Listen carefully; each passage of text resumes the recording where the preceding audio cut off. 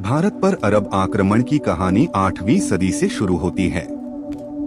उस समय अरबों में इस्लाम का विस्तार तेजी से हो रहा था और उमैयाद कैलिफेट का शासन था।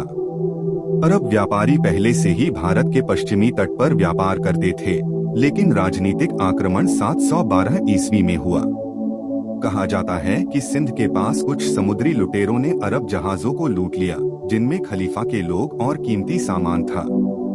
जब सिंध के शासक राजा दाहिर से शिकायत की गई और संतोषजनक जवाब नहीं मिला, तब इराक के गवर्नर हज्जाज बिन यूसुफ ने अपने युवा सेनापति मोहम्मद बिन कासिम को सिंध पर आक्रमण के लिए भेजा। मोहम्मद बिन कासिम लगभग 6000 सैनिकों के साथ सिंध पहुंचे और सबसे पहले देवल के बंदरगाह पर कब्जा किया। इसके बाद रावर के युद्ध में राजा दाहिर और अरब सेना के बीच भयंकर लड़ाई हुई, जिसमें राजा दाहिर वीरगति को प्राप्त हुए। धीरे धीरे ब्राह्मणाबाद और मुल्तान भी अरबों के अधीन आ गए। मोहम्मद बिन कासिम ने वहां नई प्रशासन व्यवस्था लागू की, जिसमें स्थानीय लोगों को जजिया कर देकर अपने धर्म का पालन करने की अनुमति दी गई।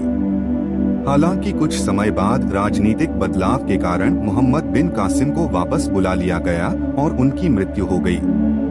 अरब शासन केवल सिंध और मुल्तान तक सीमित रहा, लेकिन इसी आक्रमण से भारत में इस्लाम का पहला स्थायी प्रवेश हुआ और आगे चलकर भारतीय इतिहास की दिशा बदल गई।